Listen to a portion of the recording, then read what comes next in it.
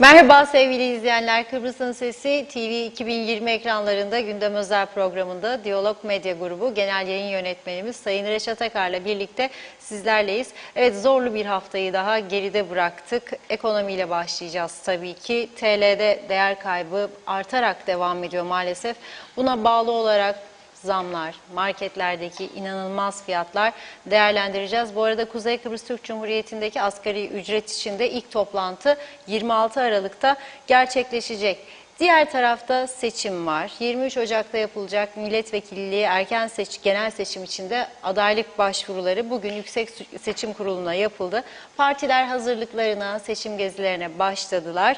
Gezici Araştırma Şirketi de yeni bir anket hazırlığında. Murat Gezici ile görüşeceğiz bugün yayın esnasında. Tabii ki her zaman olduğu gibi hepsi ve daha fazlası olacak programımızda. Sizlerin de yorumlarını, sorularını alacağız. Söylediğim gibi ağırlıklı konumuz ekonomi olacak bugün. Zamların ardı arkası kesilmedi dedik. Kimilerimiz bugünler iyi günlerimiz, bugünleri de arayacağız diyordu. Görünen o ki maalesef gidişat o yönde. Tüp, akaryakıt derken aslında en çok zamlarında marketteki raflarda bizleri karşıladığını maalesef ki görüyoruz. Eminim birçoğunuz da bunlara şahit olmuşsunuzdur. Evet, hepsini konuşacağız dediğim gibi anketimiz de var. Sizlerin de yorumlarını, sorularını bekliyoruz. Evet Reşat Bey merhaba. Merhabalar Funda Hanım. Herkese hayırlı günler dileyerek başlayalım. Hayırlı günler, hayırlı cumalar. Ama bugün gerçekten yeni bir şokla karşı karşıya Türk vatandaşları ve Kıbrıslı Türkleri tabii doğal olarak. Türk lirası kullanan herkes şokta. Sabahleyin piyasaların açılması sonrasında Türk parasında ciddi bir değer kaybı meydana geldi. Bir ara neredeyse %10'a varan oranda değer kaybına ulaşmıştı Türk lirası. Tam o anda Türkiye Merkez Bankası özür diliyorum. Türkiye Merkez Bankası piyasaya müdahale ederek yani döviz bozdurarak önlemeye çalıştı bunu ama netice itibariyle yine şu saatlerde Türk parası dolar, sterlin, euro karşısında %6,5 civarında bir değer kaybına uğramış durumda. 6 ile 7 arasında bu para birimine göre de değişiyor. İsterlin biz yayına girerken bir isterlin kuru 22,22, euro 18,86, dolar 16,68. Dün yine konuşmuştuk. Çok değil 3 ay önce dolar 10 lira diye şarkısını bile yaptılar. Yani çıldırmak üzere vatandaşlar. Şimdi dolar 17'yi sabahleyin 17'yi görmüştü. Şimdi müdahaleyle 16,68 fakat nerede duracağı da belli değil. Ama enteresan bir durum daha yaşandı. Bugün öğleden sonra yine bizim programa başlamamızdan bir saat kadar önce İstanbul borsası önemli oranda değer kaybı başladığı anda çalışmalarına ara verdi. Borsa durdurdu işlemlerini ve ardından bir düşüş daha oldu. Bu defa 17.45 gibi tekrar açılacağı, işlemlere devam edeceği bildirildi. Yani şu anda Türkiye'de İstanbul borsası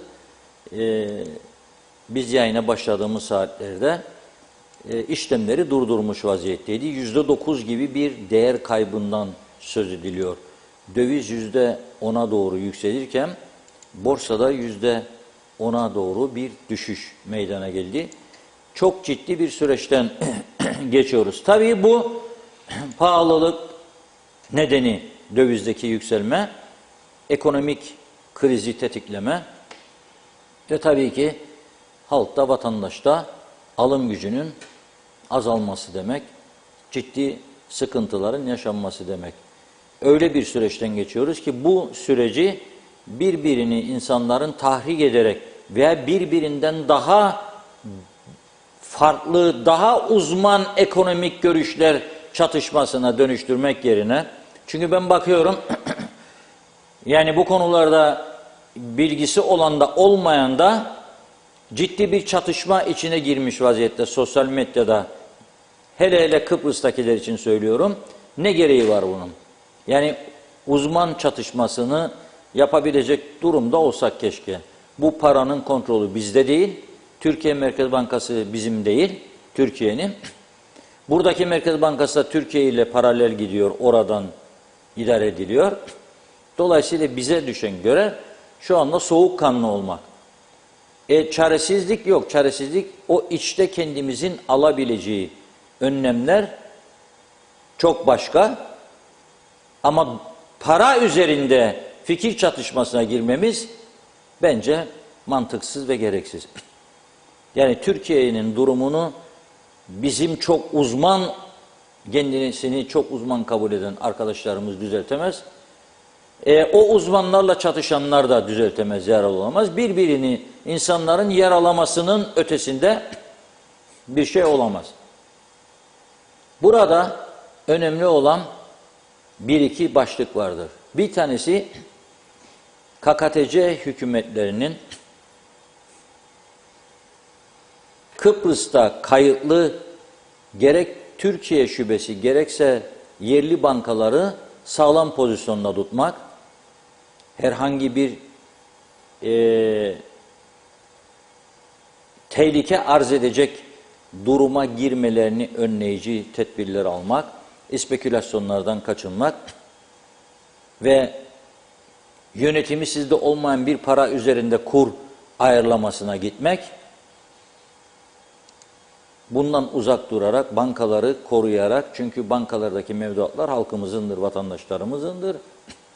Düşünün siz 50 sene, 45 sene çalışmış, bir miktar ikramiye almış, onu bankaya koymuş, kendisinin son hayatının son dönemini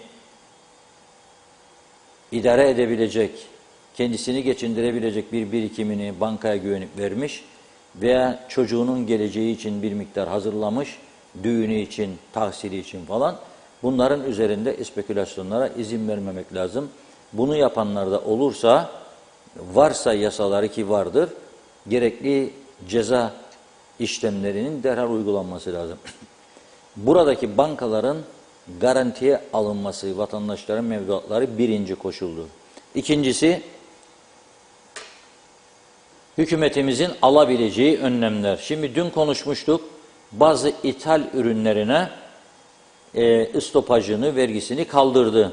Peki o kaldırdığı ürünlerin fiyatları o miktarda, vergi miktarında düşürüldü mü? Bunu kontrol etmesi lazım hükümet. Yani biz oturduk bunu kaldırdık. Bu yansıdı mı yansımadı mı piyasaya? Benim halkım bundan yararlanacak mı yararlanmayacak mı? %10'a varan bazı ürünlerden vergi indirimi yaptınız. %10 düştü mü düşmedi mi? Yani 100 lira aldığım ürün 90'a düştü mü arkadaş? Yoksa gene 100. Yani o 10'da mı ithalatçının veya satıcının cebine giriyor? Bu çok önemlidir. Bunu çok basit bir yöntemle tespit etmesi mümkündür. Gümrüklerde beyannameler vardır, ürünlerin giriş fiyatları. O beyannameler üzerinden tespit edebilirsiniz. Ticaret dairesi bunu isterse yapabilir. İkincisi, bizim hükümetimizin en önemli sorumluluğu nedir?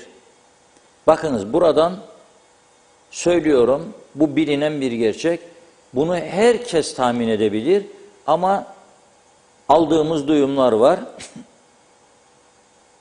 Eli kulağında yeni bir akaryakıt zammı ve tüp gaz zammı. Pazartesi, salı, çarşamba mutlaka önümüzdeki hafta içinde gerçekleşecek. Çünkü 5 günde bir de zaten fiyat ayarlama yetkisini Bakanlar Kurulu verdi. Döviz yükseliyorsa %10 bir günde, TL kaybediyorsa ondan %10'u zannetmeyin ki zarar edecek veya cebinden verecek, %10'u koyacak.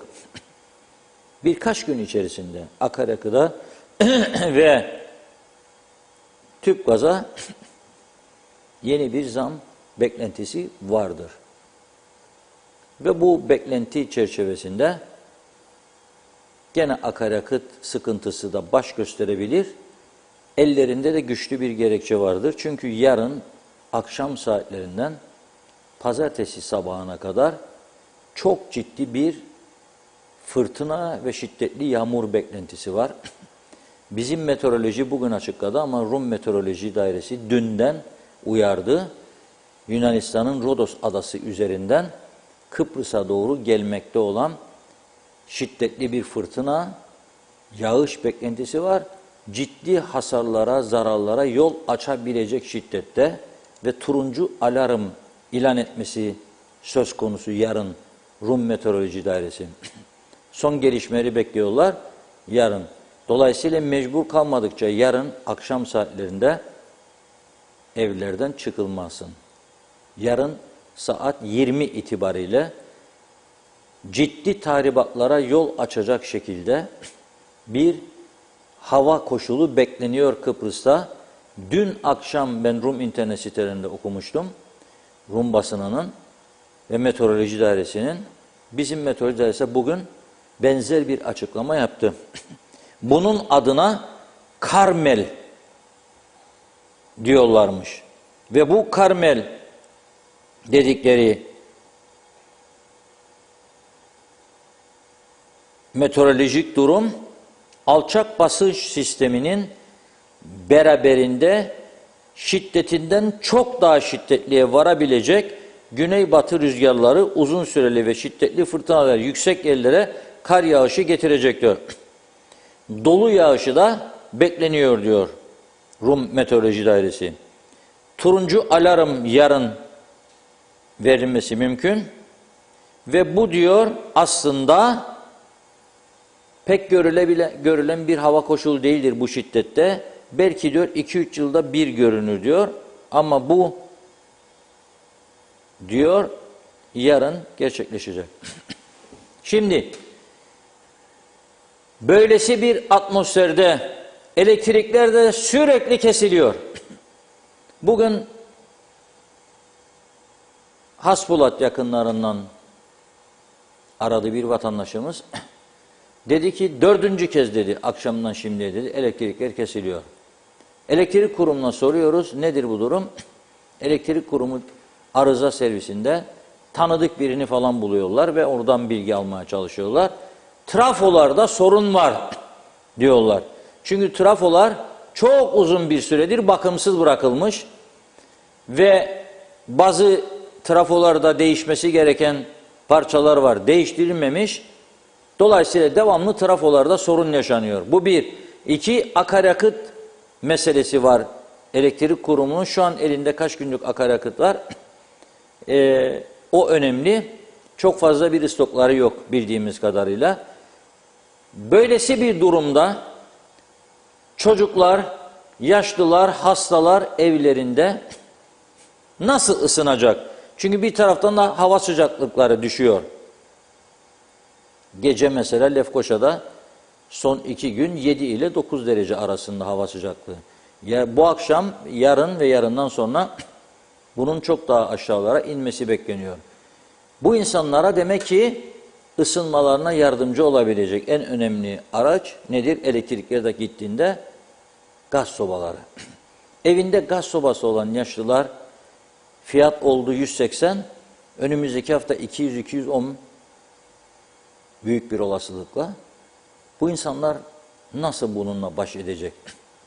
Aylık 3.800 lira olan bir emekli sigortalı veya dul yetim maaşı alan yaşlılar nasıl halledecek? İşte buradadır devletçilik görevi, hükümet görevi. Bizim buradaki hükümetin yapabileceği, müdahale edebileceği noktalar bunlardır. Ne yapabilir? Ne yapabilir bu konuda? İsim listesi vardır. 5.000 liranın altında maaş alanlar, emekliler, dul ve yetimler, hiç olmazsa bunlara talimat verilir ilgili şirketlere. 20'şer lirası, 30'ar lirası, 40'ar lirası devlet tarafından karşılanır. Devletin parası yok, kasası boş. Ben de devamlı söylüyorum, bu krize rağmen bütçesi oldukça yükselen ama vergi kaydı olmayan veya vergi kaydı olduğu halde para tahsil edemediğiniz çok insan var. Siz de bilirsiniz, çok da aday var bunların içerisinde. Çok da aday var. mecbur ederlerse buradan o isimler de gündeme gelecek. Ona zorlamayın bizi. Aday yapıyorsunuz, para yüzeceksiniz diye seçim masraflarına. Onun için soramıyorsunuz adama. Nedir kardeşim senin ödediğin? Nedir senin ödediğin? 5.000 lira senede, 8.000 lira senede senin bir saatlik harcamandır. Ve devlete gelince sen bir senede 5.000, 8.000. Tam da şimdi zamanıdır. Yeminli mali müşavirleri toplayıp onların da elinin üstüne böyle bastırıp çak yapıp doğruları hiç olmazsa bir kısmını çekmenin zamanıdır. Olmaz böyle bir şey. Bu yani bunca yıl yaptınız ya, o tamamdır. Bunca yıl yürüttünüz bu işi. Kimlerin de başrol oynadığını da hepimiz biliriz. Başrol oynayanları desteklediği de toplum. Herkes bilir bunları. Ama artık bir noktaya geldik. Vatandaş ekmek bulamayacak duruma geldiyse senin görevin daha adaletli bir sisteme dönmektir. Kusura bakma arkadaş. Benim partimden geldin, aday olasın. Önce mükellefiyetin yerine getir. Nereden bilin sen benim gaza? Bilirim. Geldin partiye, bana teklif eden 300.000 vereyim, 200.000 de beni aday yap. Demek ki bir başka niyetin daha var senin. Ne olacak? Aday olmak istedin, aday oluyorsun. Ben bunları gözlemliyorum. Çoğu da tanıdığımız insanlar. Ama bakıyorum her sabah uyandığımda, ki başlangıçta baktım, Diyalog Gazetesi'ni çeviriyorum. Size de tavsiye ediyorum. Çeviriniz. Bakın her gün 2 sayfa. Sayfa 28, sayfa 29. 28 kurumlar vergisi, 29 şahıslar vergisi. Geçen hafta Ticaret Odası en çok vergi verenleri ödüllendiren bir toplantı yaptı. Yemekli. Ben orada beklerdim bir tek laf. Bir tek laf. Evet, bu insanlar ödüllendirdiklerimiz en yüksek vergi verdi ama bu insanlardan daha çok kazananlar da vardır. Ya hiç vermiyorlar ya da dipte görünüyorlar. Bir mastika çevriliyor hesap kitap bilançolarında, ödemiyorlar. Hiç kusura bakmasınlar. Hiç kusura bakmasınlar. Bir tarafta kuzu çevireceksin, bir taraftaki de ekmek bulamayacak yesin, bu ülkede zaten kimse duramaz. Bunun sonucunda kimse duramaz. Onu mu istiyoruz? Yoksa huzurlu bir yaşam mı istiyoruz? Herkesin mutlu olacağı huzurlu bir yaşam tercihimiz varken niye bunu gerçekleştirmiyoruz? Niye yapmıyoruz? 2. Türkiye'den para akışının aksadığı veya istenen düzeyde olmadığı şeklinde sosyal medya paylaşımları görüyorum. Hatta bazıları diyor ki savunmanın parası da gelmiyor, da devlet veriyor falan. Bunu yapmak yerine, yani hangimiz daha bilgilik, ne durumdadır yerine ve Türkiye'den devamlı 2'de 1'de avuç açıp para istemek yerine, ey ana, bakınız, biz Kıbrıs Türkleri 45 senedir kendi kendimizi doğru dürüst yönetemedik. Biz elde ettiğimiz olanakları iyi yönde kullanamadık. 200 yıl yetecek kadar olanaklar çıktı önümüze. Biz 45 yılda hepsini temizledik. Beceremedik bu işi. Demokrasiyi yanlış yorumladık. Particiliği yanlış yorumladık. Birbirimize hava atma, boy gösterme, ödüllendirme veya cezalandırma makamı gördük. Siyaseti, particiliği ve hükümetçiliği. Yapamadık bu işi. Ve bu sarhoşluk içerisinde bu ülkenin ihtiyaçlarını yerine getirmek yerine, yani zehir saçmayan elektrik santralı, güneş enerjisi, rüzgar enerjisinden yararlanma, güneyin aynen yaptığı gibi, birçok ülkenin yaptığı gibi ihmal ettik. Elektrik kurumu kurduk, partizanca yönettik. İstediğimize ihaleyi verdik, istediğimizde ihalesiz yap getir kardeşim de ben imzalarım, korkmam dedik. Al 100 milyon euroyu da git dedik falan filan. Biz bu duruma getirdik bu ülkeyi. Ve bir taraftan da insanlara ne yaptık? Toplu taşımacılığı gerçekleştirmeyerek araba merakı. Bir var, ikinci de olsun.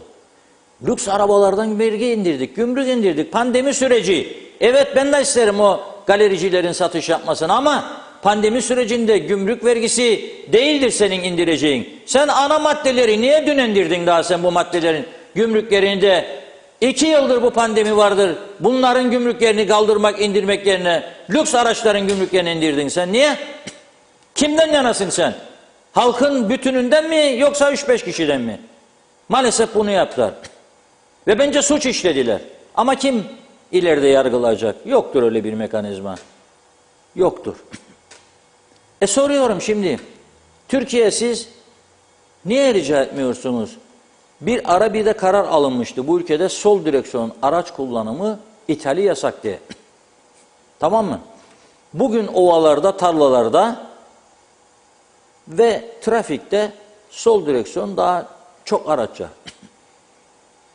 Araç mezarlıklarında binlerce. Ne olacak bu araç mezarlıklarındaki araçlar? Bir defalık izin al anadan. De ki bizde 15 bin, 20 bin, 30 bin tarlalarda atıl vaziyette milli servet. Biz bunları solda kullanmıyoruz. Siz de bak destekliyorsunuz bizi, Avrupalı olalım. 2004 anlam planını bize dediniz ki destekle Avrupa ol ey Kıbrıslı Türk. Demediniz mi bize? Dediniz. Avrupalı olacaksam sağdı.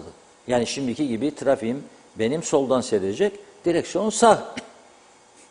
Zaten bir adada bir taraf sağ, bir taraf sol bırakmazlar bizi. Hiçbir ülke bırakmaz. Yoksa bıraksalar da bugüne kadar bizde sözde milliyetçiler, şahinler bu işi yapardı. O zaman satalım gitsin bu arabaları. Bize bir izin ver. Para istemiyoruz. Elimizdeki malı paraya çevirelim memlekette, Türkiye'de. Çünkü soldur orada. 2, dilimde tüy bitti söylemekten. Varsa bir savunmaları daha akıllı bir öneri, ben hazırım tartışmaya. Buraya Funda Hanım'la aramıza gelsin Maliye Bakanı. Şimdiki de eskisi de daha eskisi de gelsin. Desinler ki be adam ama sen konuşun gazeteci. Yani geldin bize öğretesin maliyeyi.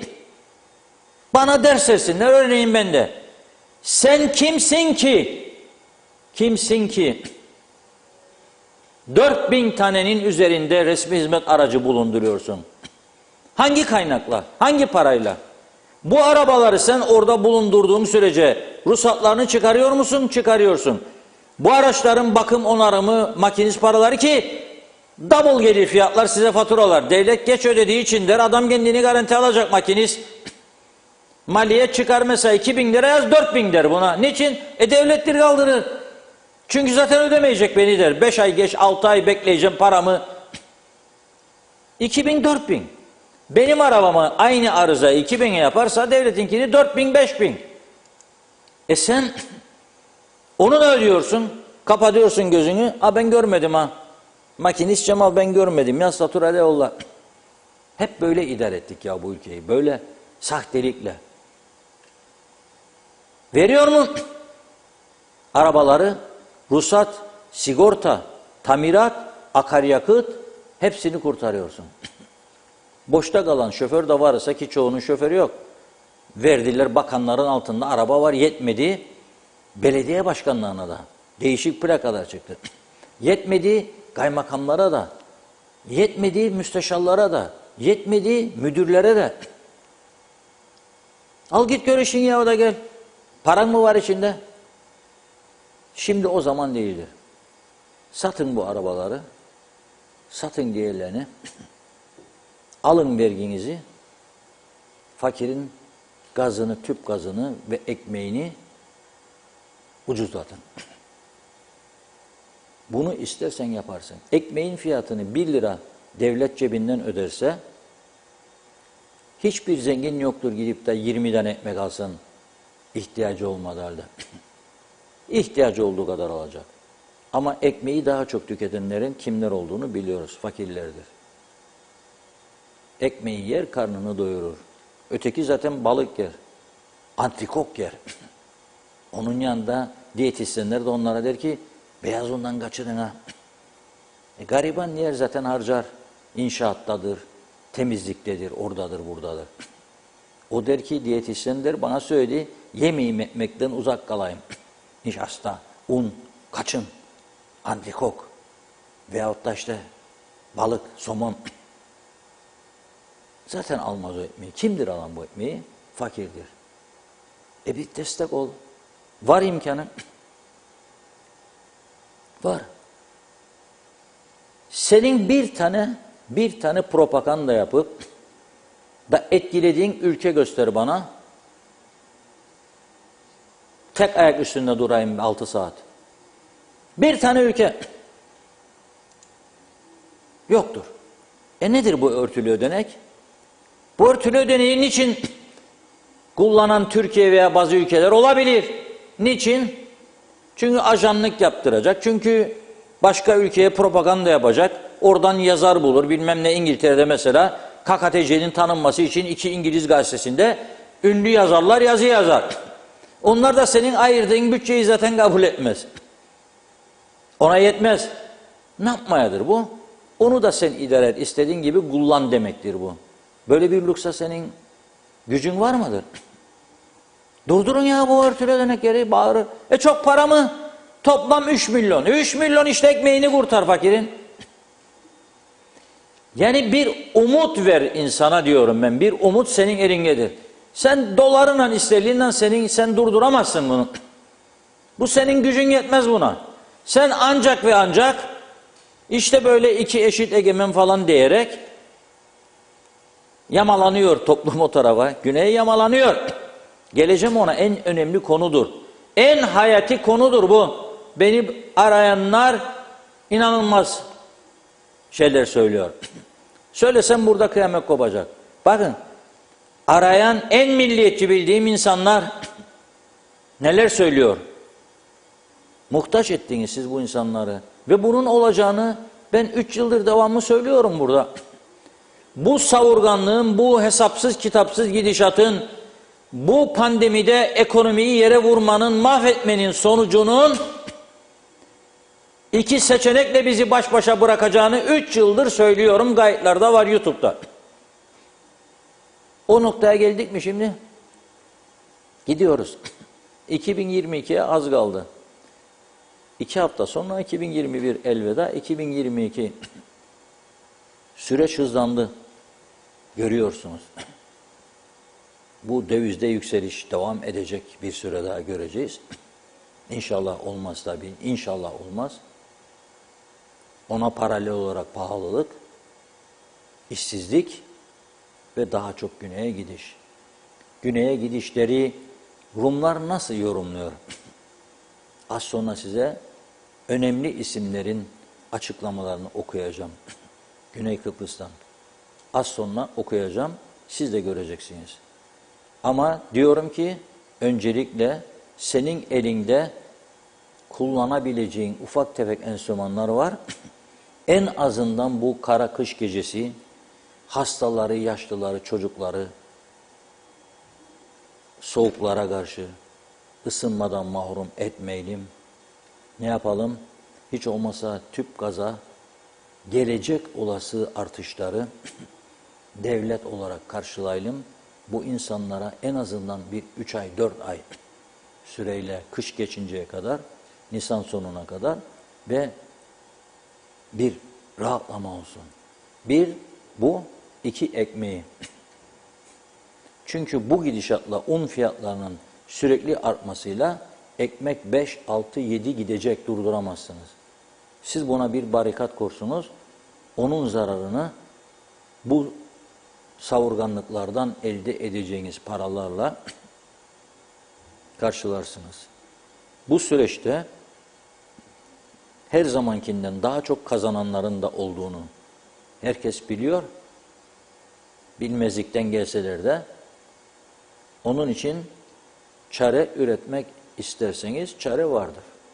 Buyurun Funda Hanım. Evet, hızlıca başlayayım mesajlara. Çok teşekkür ediyoruz ilginize. Kamil Köse mesajıyla başlayabiliyorum. Selam, yıllarca hani bizde milliyetçiler vardı, hep alırdı. Şimdi o milliyetçiler biraz geri versinler, biz de görelim o milliyetçileri yazdı. Mustafa Özcan, dün aldığımız açık zeytinin kilosu bugün 2 katı Reşat Bey. Nerede fiyatı düşmüş? Mehmet Kurtulmuş, hayırlı akşamlar, cumanız mübarek olsun diyor hepimizin. Allah hükümeti bildiği gibi yapsın demiş. Yazıklar olsun, ne hallere getirdiler bizleri. İsmet Ezel, KDV düştü, tüccara yaradı, fiyatlar aynı. Yaşar Aracı, iyi yayınlar. Kuzey Kıbrıs Türk Cumhuriyeti sabitlesinler de demiş, uçmasın. Ekrem Güneş, Reşat Bey'in kulağı deliktir, sorar mısınız lütfen diyor. Asgari ücret belirlenecek mi, yoksa seçime doğru seçim malzemesi olarak mı kullanılacak? Bıçak kemiği geçti. Mustafa Özcan, çok kızgınım. Artık insanları isyan noktasına getirdiniz. Temel gıda maddelerinde KDV ve stopaj sıfırlandı denilmemiş miydi diyor. Ya hükümet yalan söylüyor ya da ithalatçı ve yerli üreticiler sahtekar. Bu fırsatçılığa alet olan marketler, sizler de aynen Türkiye'de Arapça tabelalar konduğu gibi tabelalarınızı diyor, Rumca'ya farklarını görünce çok kısa bir zaman tek bir Türk müşteriniz kalmayacak.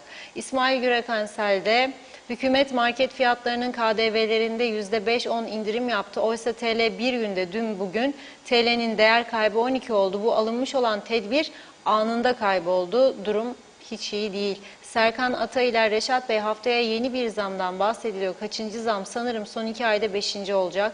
Devlet zam yapa dursun, çalışanların TL olan maaşları ve emekli maaşları eriyip gitti. Ne yapacak bu insanlar? Yazıklar olsun diyor. Ahmet Halil, iyi yayınlar dilemiş. Kamil Özalay Almanya'dan selamlarını yolluyor. Evet, herkesin Allah yardımcısı olsun demiş. Mesaj yazanlara da kolaylıklar diye ekledi mesajına. Kezban Kırmızıgül, ithalatta KDV stopajı düşürüldü. Peki denetim yapılsın ki fiyatlarda değişiklik görülsün. Bunun takibi olmazsa tüccarlara yaradı diyor. İnsafa çağırıyorum diyor. Ahlaklı olmalarını bekliyoruz demiş Kezban Hanım.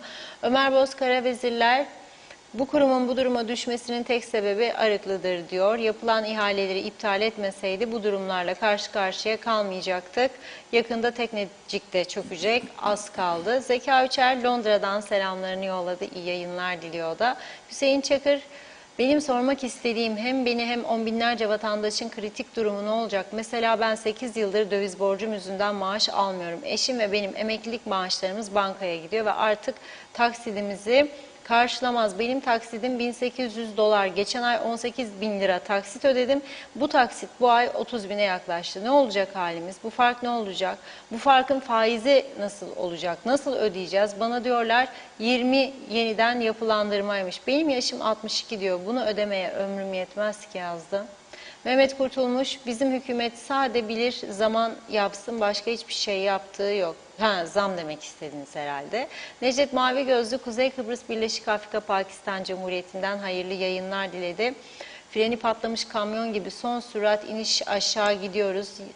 Bir duvara tosladık, tosluyoruz. Nerede bizi idare ettiklerini sanan hükümet? Hiç sesleri sedaları çıkmıyor.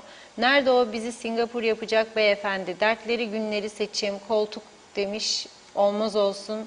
Memlekete hiç mi hiç yüzümüz gülmeyecek? Yanlış bir memlekette dünyaya geldik diyor. Başından sonuna kadar hep yalanla dolu bir memleket, yazıklar olsun dedi.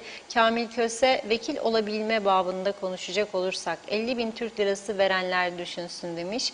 Mehmet İnancı, selam Reşat Bey, iyi güzel de bildiğim insanlar var. 2000 lira aylık maaş alıyorlar. Asgari ücretin yarısı. Bu insanlar nasıl geçinecek? Elektrik mi, ev kirası mı, gıda mı? Nasıl başa çıkacaklar? Çok üzücü demiş.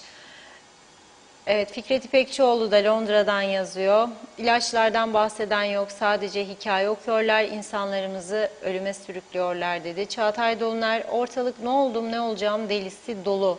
Erdinç Tayman, yayınlarınızı içtenlikle izliyorum. İyi ki varsınız, sesimizi duyurabiliyorsunuz. Duyan var mı? Yazık, gerçekten çok yazık. Bu güzelim ülkemizi ne durumlara düşürdüler dedi. Sema Akbenlican, böyle Londra'dan diyor, İngiltere'den iyi yayınlar dileklerini görüyorum. Ben de Edirne'den iyi yayınlar diliyorum sevgili Funda Reşat Bey. Bugün buradaki AVM'ler doldu taştı. Edirne'de, Bulgaristan vatandaşlarıyla tabii. Geçen hafta sonu da öyleydi. Para birimleri leva ile süper alışveriş yapıyorlar. Kendi insanımızı sadece bakıp geçiyor diyor. İsyan ediyorlar. Edirne'nin meşhur ciğerini sadece Bulgarlar afiyetle yiyorlar. Kendi insanımız kenar köşede sadece seyrediyor. Eyvah halimize demiş Sema Hanım. Mehmet İnancı, Reşat Bey bu soyguncuların kaçı yargıya gitti, yargılandı diyor. Süleyman Ege, para yok, Kuzey Kıbrıs kapansın, gitsin evine, bunlar devlet değil dedi.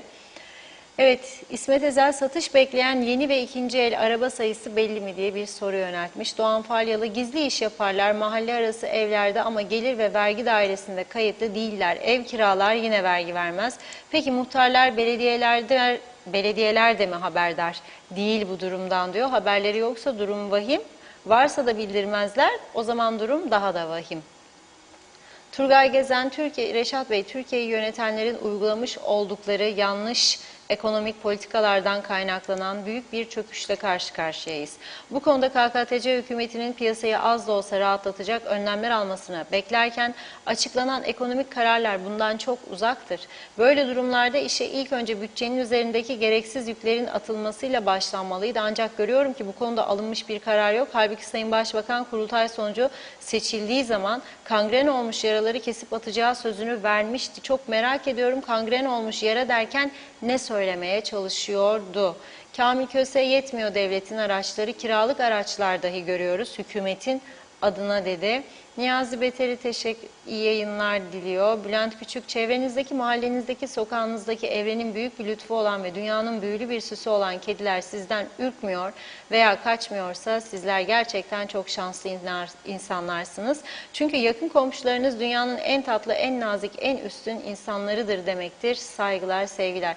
Rabia Özcemert, çok etkilendim mesajınızdan, gerçekten belirteyim. Diyor ki Rabia Hanım, gerçekten diyor ağlayarak dinliyorum sizi, durum vahim. İnsanlar bez mama alamıyor. Kapımızda 100 kişi varsa diyor Rabia Hanım 1000 kişi oldu. Bergen Rıfat, somun ekmeği genellikle fakirler alır Reşat Bey ama öyle bir pahalılık var ki kuru fasulye, pirinç, bulgur, sıvı yağ, meyve, sebze her şey çok pahalı. Yazık ne halde halkımız, yazık demiş. Hilat Siva, kamuda bulunan resmi araçlarla ilgili çok güzel bir konuya değindi Reşat Bey. Araçları kendi malları gibi kullanan çalışanlar var, hem de lüks araçlar.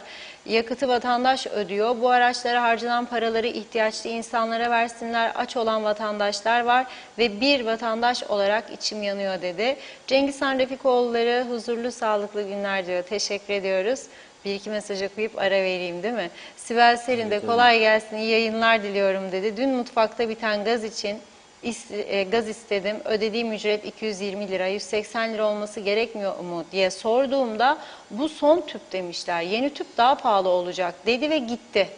İyi hafta sonları, güzel günler diliyor. Sayar Aker'de selam, buldesiz makarna yemeye başladık. Ketçap, metçap, tat tutturmaya çalışıyoruz. Umutsuzuz. Kaybolan Türk liramızla güneş yüzünü eksik etmesin ki kış aylarında dedi. Evet, son bir mesaj okuyayım. Ali Dereseven'in hayırlı yayınlar dilerim. Reşat Bey, gelmiş geçmiş tüm liderler bizleri burasını Singapur yapacaklar diye aldattılar. Bugün insanlarımızın Rum tarafında diyor çalışabilmek için kuyruklara girdiklerini görünce utandım. Şu an bu kuyrukları başka hangi ülkede görebilirsiniz? Gören ve bilen varsa söylesin. Her zaman söyledim. Bizleri hep aldattılar. Singapur değil de Somali olma yolunda hızla ilerliyoruz. KKTC'yi bitirme noktasına getirdiler dedi. Ali Bey de evet, mesajlara burada ara veriyorum. Buyurun Reşat Bey. Evet, çok çok teşekkür ediyoruz. Şimdi bazıları şöyle bir yorum yapıyor. Diyor ki, yani biz konuşuyoruz ya burada. Uzaktan gazel okumak kolaydır diyorlar. Bazıları. Ben duyuyorum bunu. Ben de diyorum ki, bizim okuduğumuz gazelse siz doğrusunu okuyun, görelim. Yani bu akıl var, mantık var. Biz bir eleştiri yapıp saldırı durumuna geçmiyoruz birisine. Biz yapılması gerekenleri de aklımızın kestiğince örnek vererek aktarıyoruz. Siz bundan yaralanırsınız, yaralanmazsınız. O sizin bileceğiniz iş. Ama yaralanmış olsaydınız bugüne kadar birçok konuda Güney Kıbrıs'ın önüne geçme şansımız vardı. Irkçılık yoktur. Herkes insandır. Herkes insandır. İşte Orhun bizi kestiydi. Günü geldi biz de kestiydik. Ve şu anda içinde dolaşan dünyanın en tehlikelisi olan bazı ülke vatandaşları var. En tehlikeli olduğunu bütün dünya bilir. Hatta terör örgütü kurmak isterler Güney Kıbrıs'ta. Uzandılar. Bu tarafta da uzantıları olduğu biliniyor. Sana yarın ne zarar vereceğini nereden biliyorsun? Verip vermeyeceğini. Nereden? Yani biz öyle dar çerçeveden olaylara bakmaya alıştık. Ama siyasete giren bir adam, ülke yönetimine soyunan bir adamın o daracık beyinden kurtulması lazım. Eğer buysa senin yeteneğin, sen bu işleri yapamazsın. Niçin giriyorsun o zaman? Ya şov için, kendi kendini tatmin edersin ve çevreni, ya da bir başka maksat vardır. Başka ne olabilir ki? Sen şov yapacaksın diye ben bedel ödeyeceğim bütün toplum halk, veya sen bir şeyler alacaksın diye ben bedel ödeyeceğim bütün halk ve bir ülkeyi teslim olma noktasına getireceğim 47 yıl sonra. Nitekim getirdik. Nitekim getirdik. Bakınız. 2 tane sendika var güneyde, büyük. 2 tane büyük sendika var. Biri SEK, Sağcı İşçi Sendikaları Konfederasyonu, milliyetçi. Biri PEO, solcu Akel güdümündeki işçi sendikaları federasyonu. Şimdi, bugün PEO da girdi devreye. Biz de diyor 2003'ten beri diyor, DEVİŞ'le anlaşarak diyor, işçi getir diyoruz diyor. Çalışıyor bu yanda diyor. Destekliyor bunu. Türklerin o yanda gidip çalışmasını. Ve gazeteler bugün bizim gibi, Diyalog da bugün manşet, Umut Kapısı diye bir başlık attık orada. Uzun kuyruklar oluştu Türkcell'in önünde. Video görüntüleri de var. Arkadaşlarımız getirecek şimdi. Bakınız. Sadece birkaç saat içinde diyor, Politis gazetesi, 200 başvuru yapıldı diyor. Türk lirasının değer kaybetmesi nedeniyle ekonomik sıkıntı içerisinde olan Kıbrıslı Türklerin Güney Kıbrıs'ta sendikalı olarak iş bulmalarının yolu açıldı diyor. Ve bu SEK Genel Sekreteri Andreas Mamas, onlarda başkan yok, genel sekreter derler. Evet diyor, birkaç saat içinde başvuranların sayısı 200'ü buldu diyor. Biz de bugün verdik, dün akşam saatlerinde 208 idi. Bugünkü durum nedir? Arkadaşlarımız Aslan Bıçaklı'yı arıyor. Akşam saatinde kaça ulaştı diye. Ulaşamıyorlar. Aslan Bey, duy sesimizi diyorum buradan. Bize bir rakam ver, aydınlat bizi. Rum gazetelerinden önce verelim bari. Onda olsun mahcup olmayalım ha. Yarın Rum gazetesinden okuyalım sayı kaçtır. Bize konuşun. Aslan Bıçaklı Bey'in bilgi vereceğine inanıyorum. Telefonda ulaşamıyorlar kendisine. Cevap vermiyor telefonlara. Şimdi Rum Maliye Bakanı'na geliyorum. Konstantinos Petlidis. Alfa Televizyonu'na açıklama yapmış. Soruyor kendisine, Kıbrıslı Türkler iş bulmak için sıraya girdiler diyor. Özgür bölgeye gelecekler. Ne diyor Petlidis? Bu gelişme diyor, sadece ekonomik anlamda değil, siyasi anlamda da çok önemli bir gelişmedir diyor. Ekonomik anlamda nedir? Dıştan adam getiriyorlar, lojman verecek, yatak verecek, yiyecek verecek, çalışma izni çıkaracak ve yarattığı adli suçların riskini omuzlayacak. Vuruyorlar, döküyorlar, yakıyorlar, yıkıyorlar.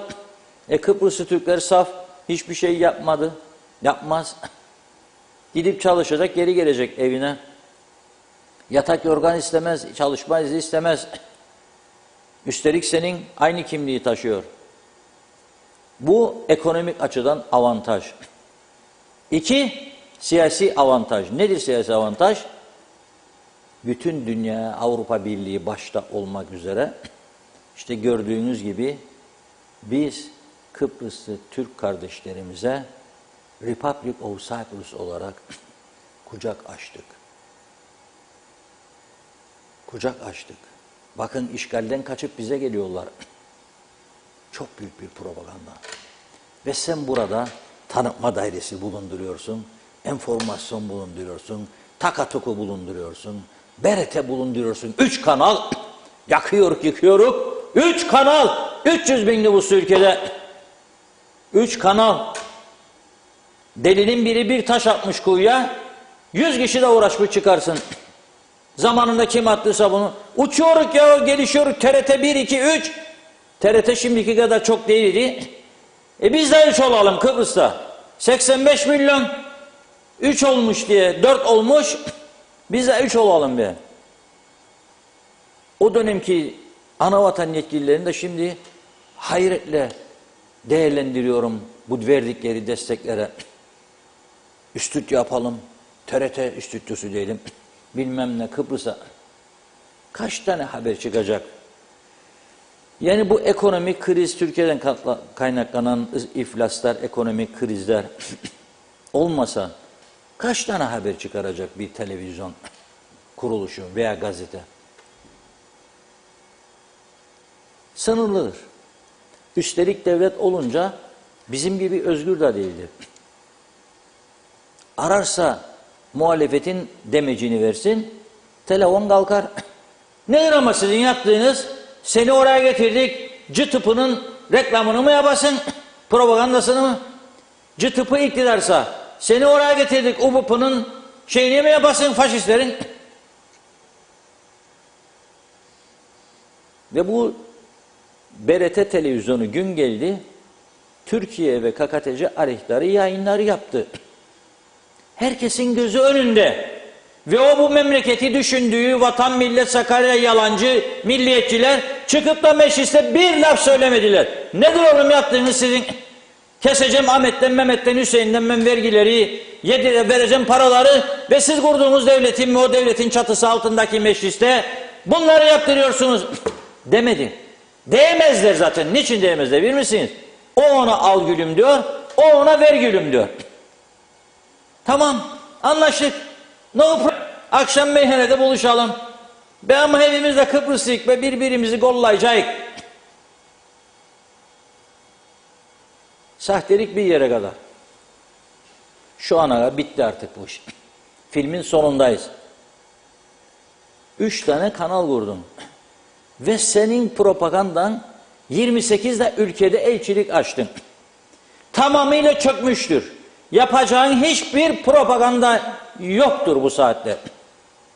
Yoktur. Bakınız bugün ayın kaçıdır? 17'si. Aralık 17. Biz bu 15 Aralık'tan sonra neyi konuşurdu bu ülke? Neyi konuşurduk? 63'ten beri neyi konuşurduk biz? Rum saldırılarını, barbarlıkları, 103 köyden kovulmamızı, Tahtakale'deki şehitleri, arpalık. Şimdi daha gündeme gelmedi bile. Bekliyorum, mecburen yapacaklar. Hiç konuşmayan, dut demiş bülbüle dönmüş olan dış işlerimiz falan. Bir şeycikler açıklayacaklar o gün. Unutmadık işte bu barbar saldırılar, kanlı Noel falan. Ama bak dikkat edin. Aralık ayına girdiğimizde birinden itibaren başlardı. Hiç yoktur gündemde şu anda. Yüzleri yok zaten bunları konuşacak. Sen o tarafa gene elinle hiçbir şey almadan masada sen o tarafın yönetimine teslim ediyorsun. Bütün toplumu. Bu odur. Şimdi o senin sırtından bedava propaganda yapacak. Emek en yüce değerdir. Afrikalıyı ödemeyecek, Pakistanlıyı ödemeyecek, senin işçin ödeyecek. Cepten kaybedeceği bir şey yok. İhtiyacı var buna. Ama bedava propaganda yapacak. Bu propaganda için her yıl 100 milyonlarca euro harcardı Rum yönetimi. Ona da gerek kalmadı şimdi. Sen o en büyük silahı verdin eline. Verdin eline. Yüz binlerce dönüm arazi kaldı. Dükkanlar, evler, tarlalar, oteller, lokantalar, tabaklarına, çatallarına, bıçaklarına kadar bıraktılar bize.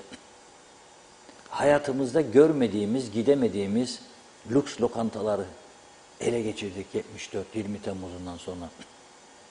Maraş'ta bizimdir vakıf makıf demeye başladık son zamanlarda. Ki biz de inanmıyoruz tabii buna bütün toplum. Birkaç kişiyi de içimizde sırtını okşayarak yürü ya Mustafa yürüme bizimdir bağ bulduk apartmanda. Yahu Denktaş Bey'den daha milliyetçi bir adam mı doğurdu bu toplum? Denktaş Bey değil miydi? 1977 Makarios 1979 Kipriani ile anlaşma yaptığında Maraş sorunu sakinlerine iadesi Kıbrıs sorununun tamamının çözümünü beklemeden gerçekleşecek diye 5. maddedir galiba 10 maddelik anlaşmada. Neden bizim değildi o gün de bugün? Onu ayırıyorum kenara. Ama o Maraş'ta şu açacak falan filan da bisikletin yanında gezerler. Fotoğraf çekerler de bize de yollarlar. Canınız çeksin. Siz Lefkoşa'da çalışın kapalı binada. Biz de bisikletle Maraş'ta hava alalım. Yahu binalardaki elektrik kablolarına kadar çaldık, temizledik. Ve bize yetmedi bu. Bugün geldik öyle bir noktaya, teslim noktasına. Bana bakıyorsunuz, bir şey mi var? Bağlandığı için. Öyle mi? Evet, hazır bağlantımız. Kim? Murat Gezici ile. Murat Bey'e daha ama bize bir konumuz izin vardı verseler. biraz daha. Evet, biraz müsaade isteyelim. Buyurun. O konuya gelmedim daha. Bize sorun arkadaşlar. O konuya gelmedik daha. O konu nereden Murat Bey bağlanacağını anlatmamız lazım. Evet. Şimdi Rum Maliye Bakanı bu bilgileri veriyor. Alitea gazetesi aldığı bilgileri paylaşıyor. Diyor ki 4,5 saatte 120 başvuru. Kıbrıslı Türkler Kıbrıs Cumhuriyeti için kuyrukta diyor. Ve diyor bunlar arasında doktorlar, mühendisler, üniversite mezunu birçok insan var diyor. Hadi bakalım. Doktor var, mühendis var, üniversite mezunu var. Peki münhal nedir güneyde? Tekrarlıyor. Münhal inşaatlar, oteller, lokantalar. Yani doktorluk yapamaz orada zaten tanımazlar diplomaları. Doktor başvuruyor. Bana bir iş verin diyor mesela.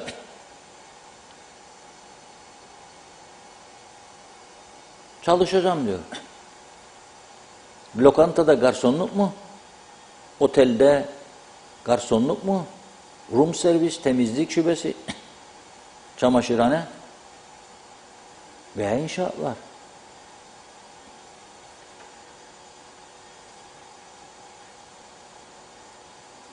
Ve Rum Sanayi İş Adamları Federasyonu Başkanı Mihalis Andoniou da konuşuyor. Kıbrıslı Türklerin güneyde çalışmaları, daha doğrusu Kıbrıs Cumhuriyeti'nde çalışmaları konusunda hiçbir itiraz ve tereddüdümüz yoktur diyor. Keşke diyor işletmeler etnik kimliğinden bağımsız bir şekilde Kıbrıs Cumhuriyeti kimliği taşıyan personele sahip çıksa diyor. Çağrı yapıyor Rum iş adamlarına. Irkçılık yapmayın diyor. Eğer kimliği varsa elinde alın işe.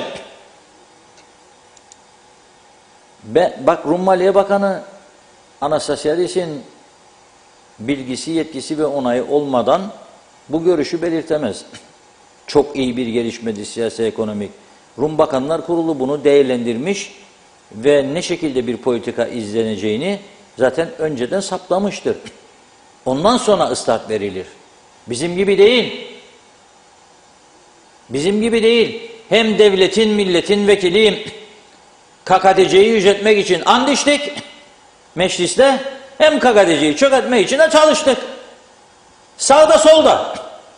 Şart değildir. Ajanlık yapıp Gazi Mausa Limanı'nın fotoğraflarını çekip askerlerin yük indirme, yük boşaltma da verelim o yana. Yok. İşten batırın böyle bu şekilde yolsuzluk, suistimal, hırsızlıklara göz yuman. Batırın ülkeni, o da casusluktur. Batırmakta. Bir nevi vatana ihanettir. O hale getirdiler.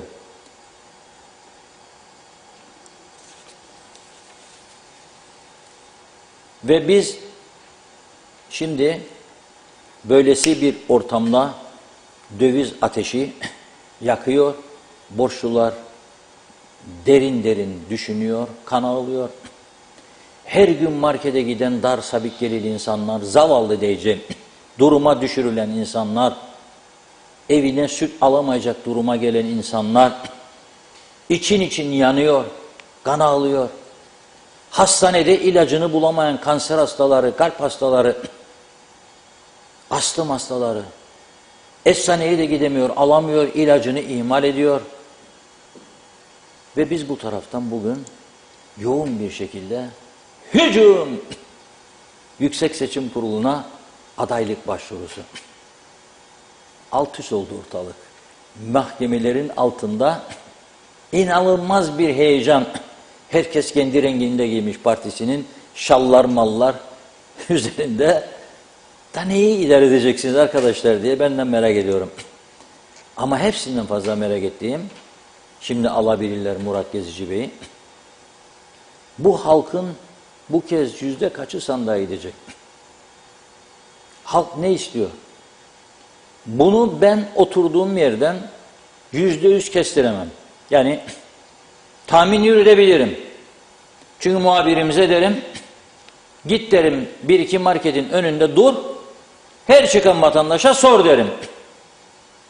O da gider sorar, bakarım sonra sonuca. 10 kişide 8 kişisi derse ki gitmeyeceğim oy kullanmaya, derim boykot yüksek çıkacak. Ama 10 kişi de 5-5 derse derim ki eşit olacak. Bir tahmin yürütürüm ama ülke çapında en doğru tahminler kamuoyu araştırmasıyla olur. Beğensek de kızsak da bazı sonuçlara bir araştırmalar yapılıyor. Şimdi bazı partiler diyor ki biz kendi çapımızda araştırma yaptık. Mesela Gezici şirketinin %10 civarı dediği bir parti diyor ki 16'yık, 18'lik. Nereden buldunuz sonucu? Biz yaptırdık. Ne açıklamazsınız? Yok istemeyik. Demek ki güvenmiyorsun. Gezici yapınca da açıklar. Bu da geziciye yalandır, malandır, para alır, odur budur. Şimdi Murat Bey önümüzdeki hafta Gezici şirketin sahibi adaylar açıklandığı için yeni bir araştırma da yapacak. Yani bir yaptı, ikinciyi yapacak. Dolayısıyla bu yeni yapacağı kamuoyu araştırmasını bizim bu programımız aracılığıyla duyurmak istedi kendisi de. Biz de bağlıyoruz kendisini. Bağladık evet, kendisi mı? hazır. Murat Bey'le bu evet. konuyu konuşacağız. Neden ikinci araştırma? Ne şekilde olacak? Kaç gün sürecek? Beklentisi nedir? Murat Bey'le konuşacağız. Merhabalar Murat Bey. Merhaba, yayınlar. Teşekkür ederim. Tıraşınız hayırlı olsun. Saçları kestiniz galiba. Öyle görüyorum. Teşekkürler. Sizi gerçi bu aralar Türkiye televizyonlarında çok sık görmeye başladık. Eskiden evet, size de biraz ambargo vardı gibi. Şimdi açıldı kanallar. Daha çok davet alıyorsunuz. Evet, Türkiye'de demokrasi askıdaydı. Fakat bu askı süresinin kalktığı Türkiye Cumhuriyeti ciddi anlamda coşkuyla 29 Ekim'i kutladık. 30 Ağustos Zafer Bayramı'nı kutladık. AK Parti iktidarının son 20 yıl içerisinde çok ciddi anlamda Atatürk konulu ve Atatürk sevgisini arttırmaya çalıştığını gördük.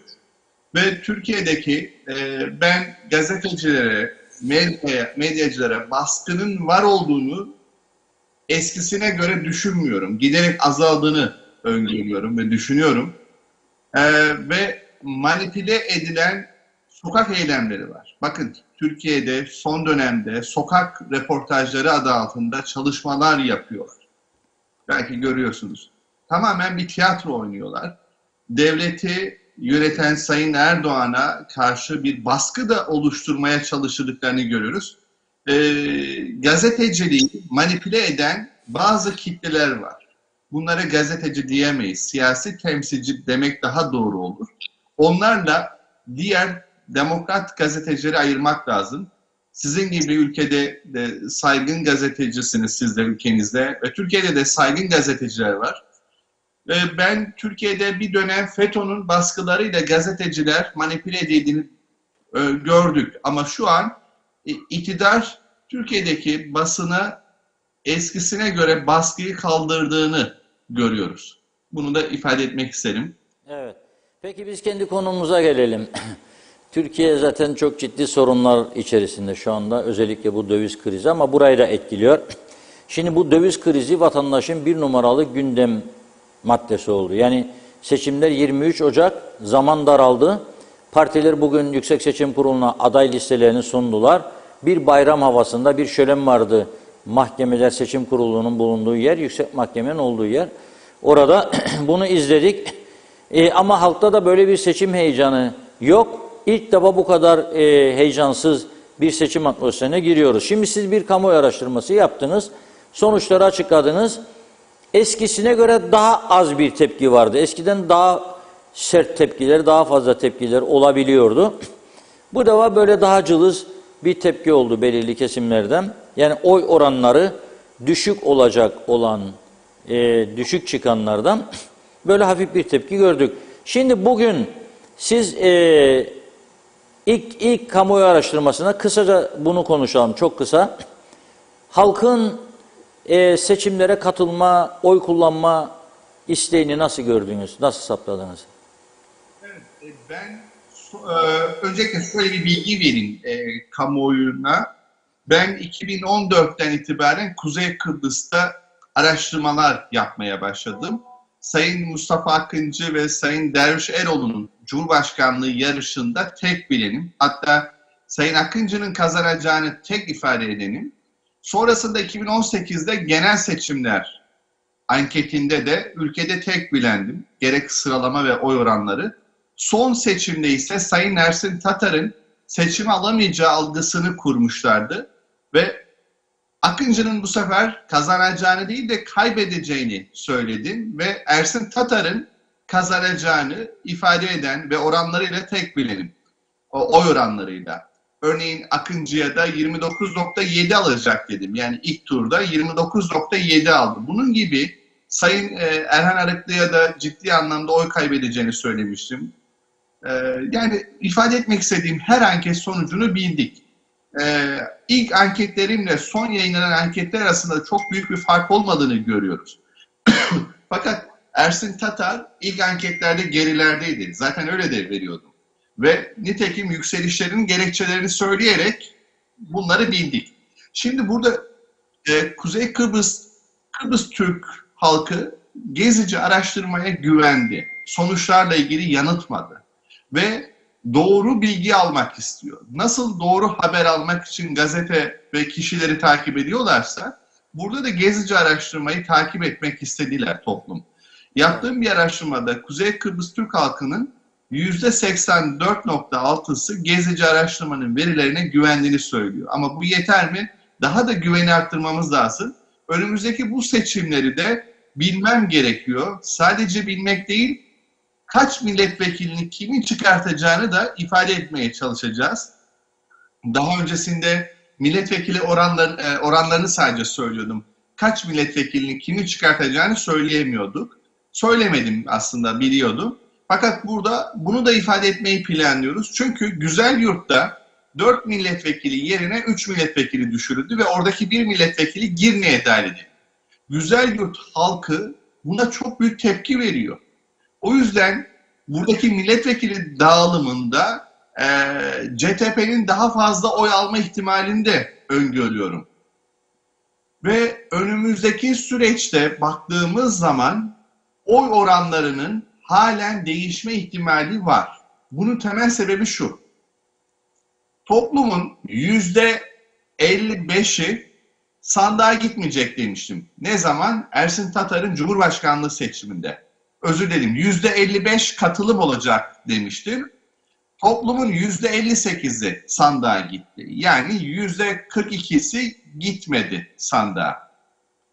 Şimdi benim bu seçimde sandığa gitmemeyi %40 civarında öngörüm var. Yani toplumun %60'ı sandığa gidebilir, %40'ı gitmeyebilir. Cumhurbaşkanlığında biraz heyecan vardı, biraz daha tetikledi. Sandığa gitmeyi istediler, bir şeyleri değiştirmek istediler. Çünkü 5 yıl içerisinde bir şeylerin değişmediğini ifade eden bir toplum vardı. Kapalımaraş'ın açıldığını gören seçmen, Kapalımaraş bölgesinde yaşayan Mausalılar ve İskele bölgesinde heyecan yarattı ve sandığa katılımı arttırdı. Fakat şu an benim öngörüm %40 sandığa gitmeme, fakat bu %50'ye de bulabilir. %50'yi geçebilir. Siyasilere önemli bir bilgi. Özellikle sandığa gitmeyenlerin %68'i de Ulusal Birlik Partisi seçmenidir. Yani bunları nasıl sandığa götürebilecekler? Sandığa gitmeyenler niçin gitmiyor? Ne söylerlerse gidebilir. UBP'nin tek başına iktidar olabilmesi sandığa katılımın artmasıyla mümkün. Çünkü her 100 kişiden 68'i sandığa gitmiyor. Nerede bunlar? Bunlara bakmak gerekiyor. Niçin gitmiyorlar? Neden güvenmiyorlar? O dönemde Sayın Ersin Tatar sandığa götürdü, inancı arttırdı, güven verdi. O yüzden şu an siyasiler güven vermiyor. Siyasilere güven vermediği için sandığa katılım azalacaktır. Sandığa gitmeme artacaktır. O yüzden siyasilerin projeleri ve söylemleri umut içerikli olması lazım. Umuda yönelik olması gerekiyor. Bu umudu gören seçmen sandığa katılımı arttıracaktır. Şimdi oy oranlarına bakalım. Son yaptığım ankette, eğer ekrana verme imkanımız olabilirse, ben hemen hızlıca okuyorum. Ulusal Birlik Partisi %36.3, CTP %26.1, 27'yi de bulabilir. HDP %10 civarında, Demokrat Parti %10 civarında, HDP %9.1, YDP 5.1, MHP 1.5, TKP 1.1, MDP 0.2. Ulusal Birlik Partisi'nin Genel Başkanı Faiz Sucuoğlu, pandemiye rağmen, ekonomik sıkıntılara rağmen partinin oyunu %36'larda tuttuğu görülüyor. Bu rakam %40'ları da görebilir. İyi bir ivmeyle, iyi bir umut çalışması yaparlarsa. Cumhuriyetçi Türk Partisi Tufan Erurman %26 bandında olduğunu söylüyorum, fakat bu 29-30'u görebilir. Kararsız seçmen yüksek. Halkın Partisi Kudret Bey %10 civarında. Demokrat Parti Fikri Ataoğlu partisi ise %10 civarında. Bu parti de %12-14'e kadar çıkma potansiyeli var. Sandığa katılım arttırırsa, özellikle Mausa'da da önemli siyasi isimleri aday gösterdikleri görülüyor. Toplumcu Demokrasi Partisi Cemal Özyiğit'in de aynı şekilde Mausa'da önemli siyasetçiler çıkardılar. Lefkoşa'da, Güzelyurt'ta, bu bölgelerde de oyların artma ihtimali var. Yeniden Doğuş Partisi baraj sorunu yaşamaz, barajı geçer, 5 civarında bir oyu var. Bertan Zeroğlu ciddi anlamda toplumda kabul gören önemli siyasi isimlerden bir tanesi.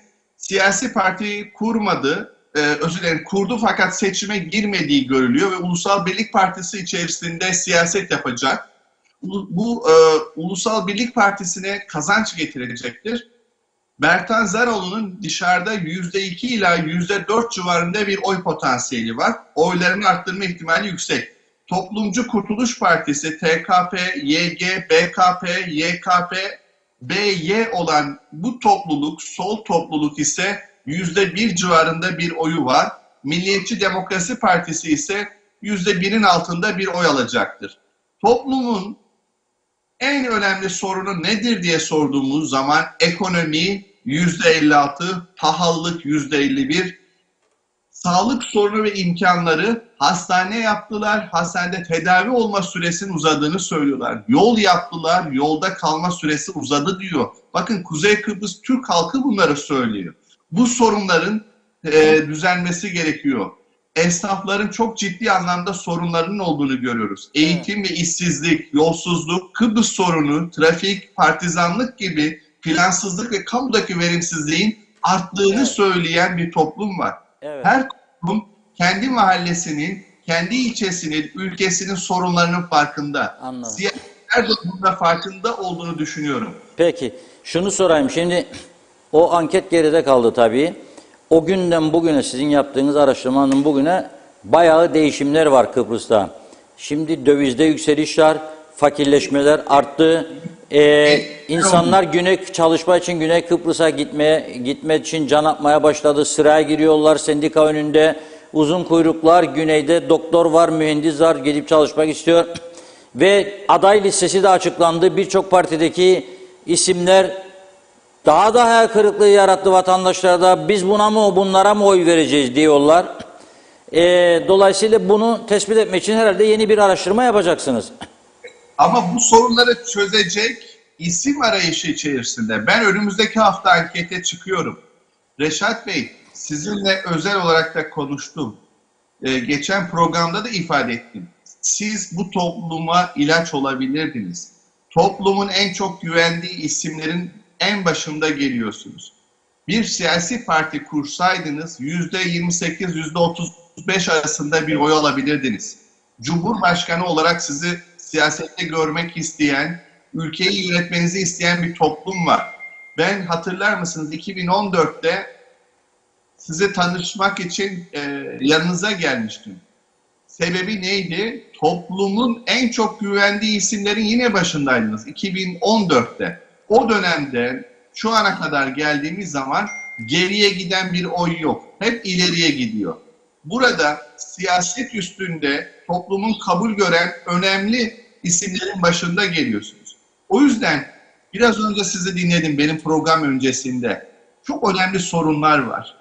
Ben Sayın Başbakanımızın da sorunları çözeceğine inanıyorum. Muhalefetin de liderlerini de takip ediyorum. Çok da beğeniyorum tüm muhalefeti de. Çok başarılı isimler ve güzel projeleri var. Ama bu siyasetçilerin dışında da siz de siyasete girseydiniz, bir parti kursaydınız, %28 civarında en az bir oy alırdınız. İktidar ortağı olurdunuz belki. Belki de tek başına da iktidar olabilirdiniz. O yüzden halen size istek ve destek var. Bunları tamamlayabileceğinize inanıyorum. Çok teşekkür ederim bu güzel düşünceler için. Tabii halka da teşekkür ederim ama ben açıkladım daha önce. Yani siyaset bizim dışımızda, görevimizi yapıyoruz sadece. Bunun için çok teşekkür ederim. Sizin bu yeni anketiniz ne gün başlayıp ne gün tamamlanacak ve sonuçları ne zaman açıklayacaksınız? Ben normalde bu hafta gelecektim. Fakat bir sağlık sorunum var. Önümüzdeki haftaya ertelemek zorunda kaldım. Önümüzdeki hafta geleceğim ve haftaya başlayacağız çalışmayı. Yaklaşık 10 gün sonrasında da duyuracağız. Bir sonraki anket ise seçimlerden 10 gün öncesine, yasaklardan önce açıklayacağım. Yani 2 araştırma daha yapacaksınız. Evet, evet. Çünkü neden daha fazla yapmam gerekiyor? Kararsız bir seçmen var. %28 civarında. Yani sandığa gitmeyi düşünüyor fakat kafası karışık. Ve bu kararsız seçmenin refleksleri çok önemli. Bakın Tufan Erulman Bey %26 civarında bir oy alıyor şu an. Daha da artabilir. UBP tek başına iktidar diyor. Oyları halen artabilir. %40'ı geçebilir. HDP %10 civarında bir oyu var. Yükseliş gösteriyor. Demokrat Parti %11 civarında bir oya sahip. Bu siyasi partilerde ivmenin arttığı görülüyor. Diğer siyasi partilerde ise ivmenin aşağıya yöneldiğini görüyoruz. O yüzden tekrar ölçüm yapıp kamuoyuyla paylaşacağız. Ama aşağı yukarı yine bu oranlarda oy çıkma ihtimali yüksek görüyorum. Seçmenin etkileyici çözümlere odaklanmak istiyor. Mesela CTP Genel Başkanı Tufan Erman Bey dövizle ilgili bir açılım yaptı mesela. Halktan ciddi bir destek geldiğini görüyorum. Bunun yansıması ne olacak? Ulusal Birlik Partisi Genel Başkanı Faiz Sucuoğlu 13. maaşları ödemeyi planlıyor ve ekonomik sıkıntıları bertaraf edecek çok önemli açılımları var. Bunların yansımalarını da göreceğiz. Demokrat Parti'nin asgari ücretle ilgili söylemlerini duyuyoruz. Buna benzer söylemler siyasi partilerin çıkışları ve inişlerini gerçekleştirebilir. Halkın Partisi Kudret Özersay Bey de bir toparlanma sürecinde olduğunu görüyoruz. Bu da oylarını arttırabilir. O yüzden bütün dengeler değişebilir. Önümüzdeki hafta yeni anket sonuçlarıyla sizlere bilgi daha rahat vereceğim. Çok teşekkür ediyoruz Murat Bey. Kolay gelsin sizlere. Teşekkür ederim. Sizinle program yapmak benim için büyük bir onur. Başarılar diliyorum. Her haftada izliyorum. Tamam. Çok Kendinize sağ olun. kolaylıklar diliyorum. Çok sağ olun. Teşekkür ederiz. İyi günler. Evet, Gezici şirketinin sahibi Murat Gezici Bey telefonla bize bağlandı. Yapacağı yeni araştırmanın sonuçlarını aktardı. Kendisine teşekkür ediyoruz. Ama bakınız, 3 gündür gösteremediğimiz bu zamlardan sonra dövizde yükseliş, tüp gaz zammı, akaryakıt zammı, vatandaşlarımızla kısa bir söyleşi yapmıştık sizlere sunmak için. Onu şimdi ekranlara getiriyoruz ve nasıl etkilendiğini insanların, herkesin görmesi açısından ibret verici olmasını diliyoruz. Vallahi paramız artık hiçbir şeye yetmez oldu yani. Bilmem neler alacağız, bakacağız artık. Paramıza göre alışveriş. Evet. Peki dün akaryakıta ve tüp gaza yine zam yapıldı. Nasıl değerlendirirsiniz? Vallahi çok kötü. Yani nasıl değerlendirecek artık, ne konuşacağımızı bile bilmiyoruz yani. Yani buna artık bir çözüm bulsunlar. İnsanlar çok zor durumda. Yarın bir gün hırsızlık başlayacak. Cinayetler başlayacak. Başka ne olacak yani? Kötüye doğru gidiyor. Aynen, kötüye, çok kötü hem de. Yarın bir gün hiçbir şey bulamayacağız yani. Bu kıtlığa doğru gidiyor. Hem sistem çok kötü, hem sistem yok daha doğrusu. Hem de ekonomik sorunlarımız var, herkesin var. Ve bu ilerleyen dönemlerde ailesel sıkıntılara, boşanmalara, intiharlara, her türlü olaya gebe olabilecek bir durum. Bugün benzine yapılan zammın da artık araştırılması gerektiği düşüncesindeyim. Bu akaryakıt zamlarının neden her hafta arttığının araştırılması gerekmektedir. Evet, tüp gaz. Ya, tüp gazın artması galiba evdeki ocakları söndürecek. Öyle olacak.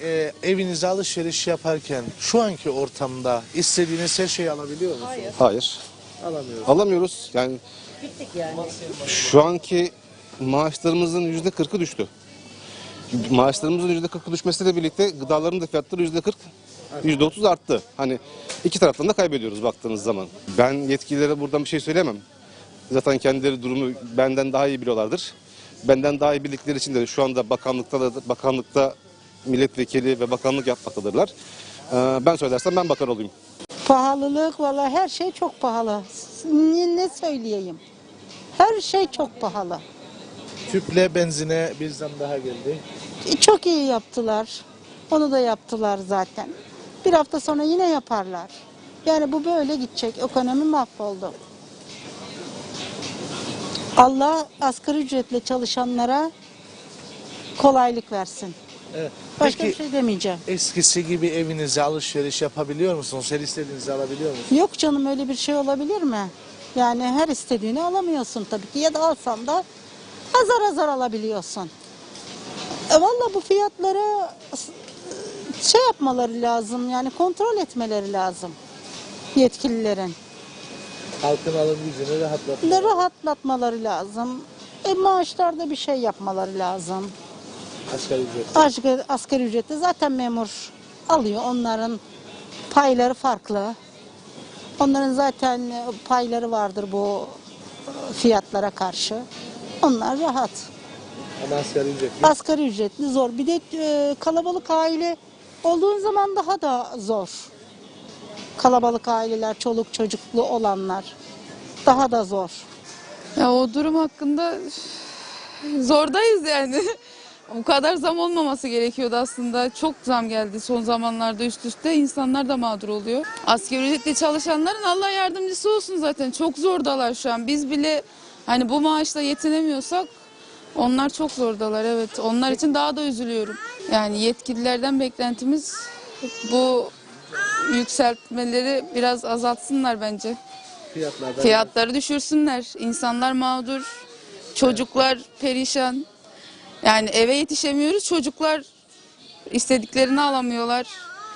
Tamam annem. Alabiliyor musunuz? Mesela aylık alışverişe çıktığınızda istediklerinizi, ihtiyaçlarınızı eksiksiz bir şekilde alabiliyor musunuz? Eksiksiz bir şekilde olmuyor. Yani bu ay bir şeyi alabiliyorsak önümüzdeki ay diğerini alabiliyoruz. Yani diyorum ya biz bu aldığımız maaşla yetinemiyoruz. Asgari ücretliler daha kötü durumdalar. Yani şu zamlara bir dur demeleri gerekiyor artık ve indirmeleri de gerekiyor. Bu kadar zam olmaz yani. Evet. Asgari ücrete de yüksek bir miktarda zam gelmesi gerekiyor. Eğer bunlar bu şekilde devam edecekse onların da yükselmesi gerekiyor. Maaşların da artması gerekiyor. Yani bu zamlar normal zamlar değil, olağan dışı zamlar. Bunu herkes kabul etmiş gibi bir hal aldı. Devletimiz gerekli kontrolleri de yapması lazım, denetimleri yapması lazım. Tamam döviz fırlıyor ama dövizi etkilemeyen malzemelerde neden bu kadar fırlıyor? Evet. Yani bunu kontrol etmeleri lazım, denetlemeleri lazım. Gerekirse hata, suç varsa gerekli yaptırımlar da uygulanması lazım. Bunu göremediğimiz için tabiri caizse nasıl olsa milletimiz alıştı deniliyor. Bugün 20 lira, yarın 30 yap. Kimse bir şey demiyor nasıl olsa. Mantığıyla hareket edildiği için. Yani denetim şart. Muhakkak en uygun neyse ona bakmak zorunda kalıyoruz. Yani kirada olan var, asgari ücretle geçinenler var. Bunların hali daha perişan, daha zor. Fiyatlar vallahi her gün uçuyor. Her gün televizyon karşısındayım, emekliyim. İzliyorum sadece kurun ne kadar oluyor diye. Maşallah bugün 20'yi buldu sterlin. İyi gidiyor, maaşımız eriyor günden güne. Alışverişi de böyle yapıyoruz. En önemlisi neyse onu yapıyoruz. En acil ihtiyaç. Acil ihtiyaçtan dolayı bunu da alıyorum 4-5 ayda bir alıyorum böyle. 6 ay bile gidiyor bazen. Ona göre. Vallahi zaten alıştık. Her hafta bir zam geliyor onlara akaryakıta. Bugün bakıyorum borsada akaryakıt düşüşte. Dolar olarak, baril olarak. Ama bizde maşallah gidiyor yukarı. Yani bu durumda Türkiye'yi de geçtik artık. Seçimlerde göreceğiz. Bir ayımız kaldı. O zaman kime atacağız oyumuzu belli.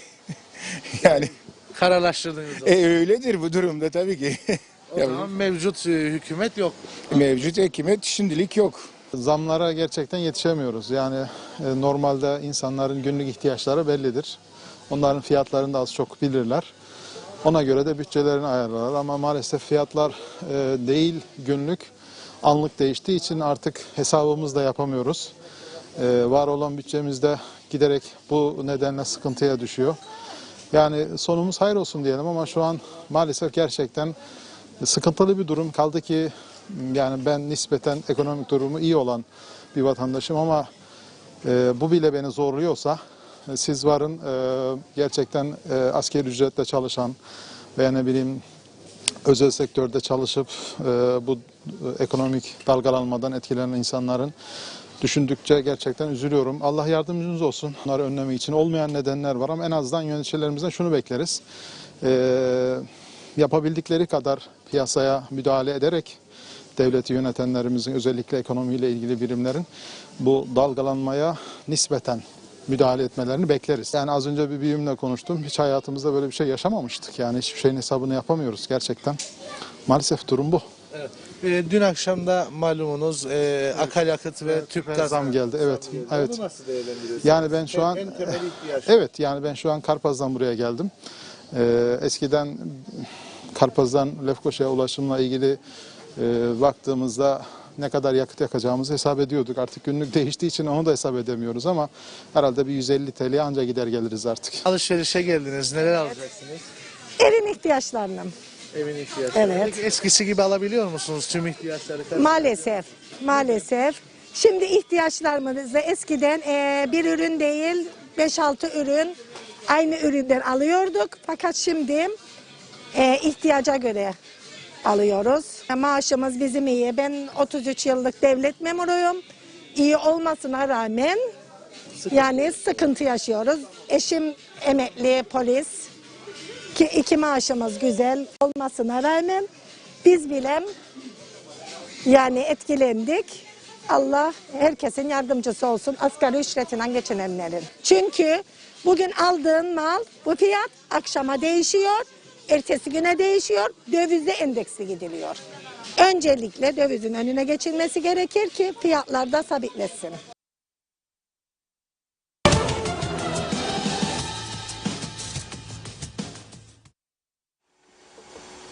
Evet, vatandaşlarımız ne diyor? Bir dokun bin işit. O atasözünde olduğu gibi muhabir soruyor. Onlar da içindeki sıkıntıları ortaya koyuyorlar. Bunlar duyulsun tabii. Duyulması lazım ve belki biraz önlemler alınır. Çok mesaj birikti. Funda Hanım çok şikayet etti arada. Sizlerden de tepkiler geliyor. Haklısınız. Uçmayanları, çünkü uçuyordu arada, bir kısmını okusun, buyursun. Hemen aktarmaya çalışayım. Mehmet Bulduk, Reşat Bey doğruları söylemeye devam, fakat anlayana sivrisinek saz, anlamayana davul zurna. Az partiler seçim derdinde, halk geçim derdinde diyor. Orhan Aslan, Cumhurbaşkanı ne kadar maaş alır bilmiyorum ama vekil maaşı 22 bin liradan çarpı 50 aylık tutarı yazmış. 1.100.000 yok, evet. İstifa etsinler diyor, devletin hazinesine para girsin bir miktar, zaten eleştirmiş yaptıkları işi de, hiç olmazsa bu şekilde faydaları olsun diyor. İzzet Kahraman, 74 yılı bize hiç faydası olmadı, olmayacak, 130 bin Kıbrıslı Türk kaldı adada, onlar da kaçacaklar diyor, mücadele etmediler demiş. Erol Can seçim mesajı, güneye çalışmak için gidecek olanlara önerim diyor, eğer meslek sahibiyseniz gidin. Aksi takdirde gidenlerin ezici bir çoğu geri gelecekler. Onların sistemi diyor KKTC sistemine benzemiyor. Evet, Murat Akiner Özsoykal'da hükümet 2 hafta önce sterlini kiracılara 12'ye sabitledi. Şimdi sterlin 22 lirayı geçti. Banka borcu olanlar ne olacak? Aradaki farkı kim ödeyecek diye sormuş. Evet, İbrahim Cano da bu saatten sonra zor düzelir diyor. Yattı balık yan gider. Allah yardım etsin hepimize demiş. Evet, Belgin Rıfat, memleket yanlış olan yönetenler, Türkiye'deki döviz yükselişini uzaktan seyredenler, müdahale etmeyenler. Yazamıyorum bugün çünkü ne yazsak boş diyor. Baksanıza gün gün daha da kötü. İnanın Kıbrıs'ın hali kötü. Olmadı gidip Türkiye'ye sorsunlar. Ne yapmaya çalışıyorlar? Kıbrıs Türk'ünü döviz krizinde boğmaya mı çalışıyorlar demiş. Cafer Selen Güçlü de ben Kıbrıs gazisiyim diyor. Benim gibi Kıbrıs'ta olup da Rum'a karşı bu toprakları yıllarca savunup savaştık. Bugünleri görmek için mi? Yazıklar olsun demiş. Bunca insanın boşa ölmesi dedi. Nazimen Albant da Londra'dan yazıyor. Herkese sevdiklerime mutlu akşamlar. Bu zor günlerin önünü kimler açacak? Bir de her şey iyiymiş gibi seslerini çıkarmıyorlar. Bu halkın günahını kimler ödeyecek? İnanın ne yazacağımı bilemiyorum. Çok üzgünüm diyor. Haftanızın iyi olmasını dilerim. İnşallah her şey iyi olacaktır dedi. Evet, bakıyorum. Erol Topçu'nun mesajı var. Kudret Eriz, Reşat Bey milliyetçi değillerdi diyor, milliyetçilerdir. Yıllarca sömürdüler. Hala çabalıyorlar bu sistemin bozulmaması için. Cemaliye Akbaşak, iyi yayınlar diliyorum. Reşat Bey, Kıbrıs hükümeti ilgisiz hükümet, sadece adı hükümet. İlgisizlik, düzensizlik, sadece koltuk kavgası, para, halkı düşünen yok. Çok çok yazık. Bu durumlara halkı getirdi ve çok zamanlar girdik. Çok zor zamanlara girdik. Daha da kötü olacak. Bu başarıların yüzünden diyor, korsan memlekete yazık. Sevil Taşlı da yazıklar olsun diye başladı. İzledikçe utanç duyuyorum. Rumların ekmeğine yağ değil, bal sürüyor KKTC. Resmen insanları güneye irticaya sürüklüyor. Açız diye iş arıyorlar. Yarın bu durum anlaşma masalarına gelecek. Bunlar aç kalmış, kendilerine hayırları yok. Nasıl ayrı bir devlet isterler? Rum tarafı daha iyi durumdadır? Hiç sanmıyorum. Bu da bir politikadır tabii. Türklerin aleyhine. İnşallah baştakiler Rum'a muhtaç olsun. Kamil Köse, güneyde kimliği olanlar yine zorda olsa o tarafta çalışmaya gidecekler de diyor. 74 sonrası bu ülkeye göçmen olarak getirilenler ne yapacak diye sormuş. Ulus Barani, eskiden bayramlarda yaya şaşa Atatürk çok yaşa derdik. Bugünse bu döviz artışından sonra Tayyip Erdoğan çok yaşa diyoruz. Neden mi? Türkiye'yi faizleri düşürerek bataklığa sürüklüyor. Benim maaşım yaklaşık 5.500 liraydı. Döviz artışından sonra bankaya döviz taksidim 6.700 lira arttı. Hayat sigortası 7.100 lira oldu. Maaşımla taksitim arasındaki bu farkı Tayyip Bey mi, Tatar Bey mi yoksa Sucuoğlu mu ödeyecek demiş. Evet, Belgin Rıfat, adamlar diyor harıl harıl yeni oteller, tatil köyleri, kasinolar, villalar yapıyorlar. Biz yok ettik. Onlar 2021-22'yi turizmde atak yılı olarak adlandırıyor. Yat limanları ve konaklayacak olan milyoner, milyarder insanları. İsrailli turisti kovduk. Araplar önce bize geldi, biz yapamayız dedik. Paletlerle dinarlar indi. Daha sonra paletlerle dolarlar geldi. İsmini unuttum diyor. Şu anda küçük bir koyun Kooperatif Bankası'nın müdürünü kabul etti. Aldı parayı sonra demiş. Evet, ne oldu? Dünya battı mı? Yok öyle bir geliş. Güney tanınmayacak hale geldi diyor. Evet, Osman Mene de iyi akşamlar demiş. Kamil Köse, Murat Gezici'yi eleştiriyor Arıklı konusunda. Evet, karşılıklı yazışmalar da var. Mehmet İnancı, rozetçilik kalkmadığı sürece hiçbir siyasetçiye ne inanırım ne de güvenirim demiş. Evet, Ulus Barani de eleştiriyor Gezici'yi. Evet, Kamil Köse'de Sevil Taşlı da aktarayım. Mehmet İnancı, Sayın Akar, Gezici'nin Cumhurbaşkanlığı konusunda söyledikleri doğru, kolları sıvama zamanı demiş. Caner Kaya, teşekkür ediyoruz. İyi yayınlar diledi. Serdar Cesurer de Londra'dan yazıyor. Evet, Kamil Basmacı, halkın %60'ı seçimlere katılmayacak çünkü herkes usandı aynı yüzleri görmekten, memleketin gidişatı belli. Denizhan, parti kur, oy verelim Reşat Bey demiş. Bülent Küçük, bu adanın hiçbir dönem herhangi bir sahibi olmamıştır ve adamızın hiçbir devirde de gerçek harbi bir sahibi olmayacaktır. Bütün sorunların ana kaynağı işte budur diyor. Yasin Kurt, Gelecek Başkan Sayın Reşat Akar demiş. Evet, Sevil Taşlı, millet aç aç parayı veren düdüğü çalacak demiş. Evet, bakıyorum. Vesile Sönmez Cihan, farklı isimlerden okuyayım, yetişsin. Evet Reşat Bey, umarız gelecekte sizi mecliste görürüz. Arkanızda sizi destekleyeniniz varken dedi. Tema Yavaş, teşekkür ediyoruz. İyi yayınlar diliyor. Ahmet Aydın, evet. Sendika nerede bu zamlar karşısında diye sormuş Ahmet Bey. Evet, Hasan Nihat Erduran da asgari ücret ve hayat pahalılığına bağlı diyor. Satın alma gücü korunacak mı? Bu önemli. Tülge Göçen, Reşat Bey, Funda Hanım iyi yayınlar. Vatandaşın sesi, dilinize, yüreğinize sağlık demiş. Evet, Belgin Rıfat, asgari ücreti 8.500 lira yapacaklarmış diyor. Hükümet 11.000 yapalım, halkımız memnun olsun, seçimi kazanalım da ondan sonra bir şeycikler yaparız demiş.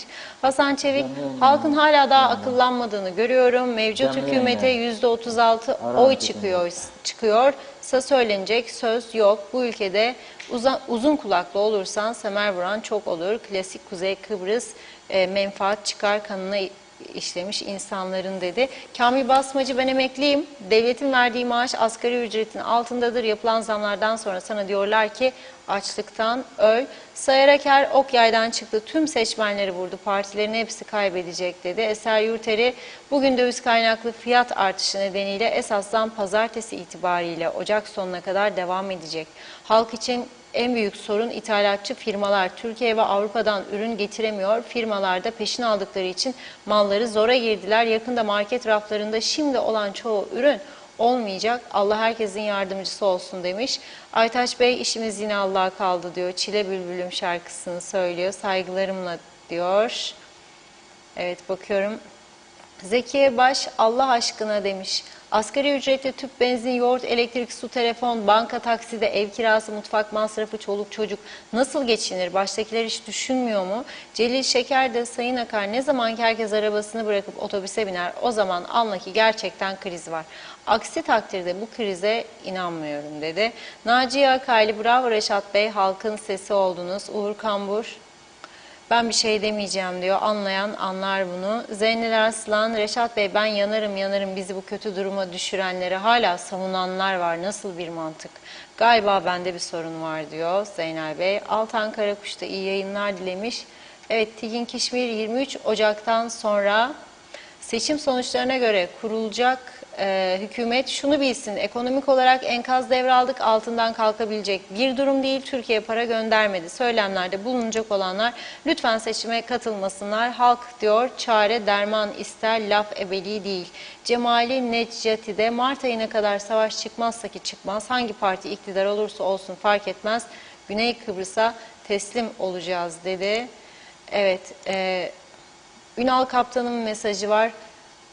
Evet, Reşat Bey doğru söylüyorsunuz diyor. Hangi yetkili şu an dinliyor? Daha geçen UBP Genel Sekreteri Hasipoğlu açıklama yaparak aday adaylığını kazanamayanlara hükümete geleceklerinde önemli yerlerde görev vereceklerini açıklamıştır. Halkı düşünen kim Reşat Bey?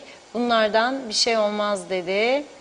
Evet, Bora Mastik diyeyim, Bora Bey diyeyim, okuyamadım soyadınızı. Ne yapalım diyor, bu tarafta iş yok, kim geçindirebilir 4300 lirayla evi, bu ekonomide ne seçimi, istifa etsinler, genç dinamik insan gelsin ve boyun eğmesin, biz gençler ne yapalım, gideceğiz tabii Güney Kıbrıs'ta çalışacağız, hayatımızı kurtaralım, artık istavroz da getireceğiz demiş. Evet, sanıyorum tamamladım. Vacit Davulcu son mesaj okuyayım. Reşat Bey, doğa kanunlarını açıklıyorum. Hırsız çalmaktan, dilenci dilenmekten, siyasetçi yalan söylemekten, bunlara yapmaktan, yakınlaşmaktan diyeyim. Kişiler var oldukça bu memleket asla ve asla düzelmez. Ey vatandaşlar, her şey yalan dolan, sen de biraz oyalan, uyumaya devam demiş. Bu arada Hüseyin Koltan'ın da bir mesajı vardı. Malüllük aylığını da gündeme getirir misiniz diyordu kendisi. Evet, sanıyorum tamamladım. Devam ederiz yine. Reşat Bey, sözü size bırakayım mı? Evet, teşekkür ederim. Kapandırırken tabii döviz kurlarında ufak bir iyileşme var. Onu da okuyayım dedim. Onun için baktım. Programa başlarken sterlin kuru 22.22 idi. Şimdi 21.64. Euro 18.86 idi. Şimdi 18.35. Dolar 16.68 idi. Şimdi 16.30. Yani çok az bir düşüş var ama gene bugünkü dövizin getirisi %4'ün üzerinde oldu. Küçümsenecek bir rakam değil. Başka bir ülkelerde %0,01 olduğu zaman kıyamet kopar. Bu arada Sağlık Bakanlığı'nın yeni bir açıklaması geldi. Onu da sizlere aktarayım, programımızı noktalamak üzereyiz. Diyor ki Sağlık Bakanlığı COVID-19 yardım hattı, yani bu yardım isteyenler için telefon numarası 0533 878 1102 olarak değiştirildi. Arkadaşlarımız da ekrana getirdi onu. Covid yardım hattı 0533 878 1102. Kimler başvurulacak diyor, bu telefona başvurulması gerekiyor. 1. Pozitif hasta talep ve şikayetleri. 2. Temaslı talep ve şikayetleri. 3. Ülkeye giriş sebebiyle karantina işlemleri. 4. Adapas ve aşı işlemleri. Bu konularda bilgi istiyorsanız veya ihbar verecekseniz bu numaralı telefonu arayınız diyorlar. Şimdi ben de program bittikten sonra arayacağım. Teyit etmek için çalışıp çalışmadığını ve bununla bugün programımızı noktalıyoruz. Sizlere çok teşekkür ediyoruz. Cumartesi, pazar güzel bir hafta sonu olsun ama program başına uyardım. Çok ciddi bir durum var. Yarın akşam saatlerinde başlıyor. Karmel olarak adlandırılan alçak basınç sistemi Kıbrıs'ı etkisi altına alacak diyor. Her iki tarafın meteoroloji birimleri, yani Rum'un da Türk'ün de. Rum tarafı turuncu alarm ilan etme olasılığı çok yüksektir diyor yarın için Rum Meteoroloji Dairesi Müdürü Kleantis Nikoliadis. Dün Rodos'u oldukça olumsuz yönde etkilemişti diyor bu hava koşulları. Yarın akşam başlıyor 20 civarında. Pazartesi sabaha kadar şiddetli yağış zaman zaman dolu, yüksek yerlere kar ve fırtına. Olumsuz koşullara dikkat çekiyor. Onun için herkes tedbirini alsın diyoruz ve sizlere veda ediyoruz. Biz de size her zamanki gibi çok teşekkür ediyoruz ve programımızı burada noktalıyoruz. Bugün hem mesaj yoğunluğundan hem de bizim yoğunluğumuzdan dolayı biraz mesajlarda aksama oldu. Kusurumuza bakmayın lütfen diyorum ve yeniden görüşünceye dek hoşça kalın.